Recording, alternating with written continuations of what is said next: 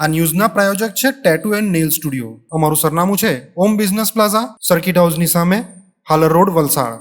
અને પ્રીત estate agency. Flat, બંગલો, plot, વાડી, farm house, factory તેમજ ઓફિસના લેવેચ માટે અથવા ભાડા માટે સંપર્ક કરો. સંઘ પ્રદેશ દમણમાં બુધવારના રોજ વરસી રહેલા વરસાદ અને ખાસ કરીને બપોરની મોટી ભરતીના કારણે દરિયાના ધસમસતા મોટા મોજા દેવકાના નમોપથની દિવાલ સાથે અથડાઈને છેક 15 થી 20 ફૂટ ઉપર ઉછળી દરિયાનું પાણી રસ્તા પર વહેવા લાગ્યું હતું. જેના પગલે નમોપથ રસ્તા પર દરિયાઈ પાણી ફરી વળતા તળાવ જેવા દ્રશ્યો જોવા મળ્યા હતા. આ સાથે જ અહીંથી પસાર થતા વાહન ચાલકોએ પણ તકેદારીના ભાગરૂપે પોતાના વાહનોને રસ્તાની છેક બાજુએથી લઈ જઈને રસ્તા પરથી પસાર થવું પડ્યું હતું.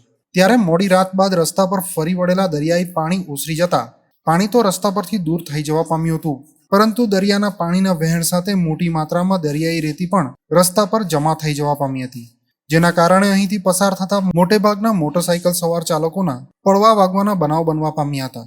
ત્યારે નમોપથ પર મોટી માત્રામાં રેતીના થર પથરાયેલા હોવાની જાણ દમણ નગરપાલિકા અને પીડબ્લ્યુડી વિભાગની ટીમને થતા આજરોજ કામદારો દ્વારા બુલડોઝરની મદદ વડે પાવડા અને ટગારા સાથેના કામદારોએ રસ્તા પર પથરાયેલી રેતીના થરને દૂર કરવાની કામગીરી હાથ ધરી હતી.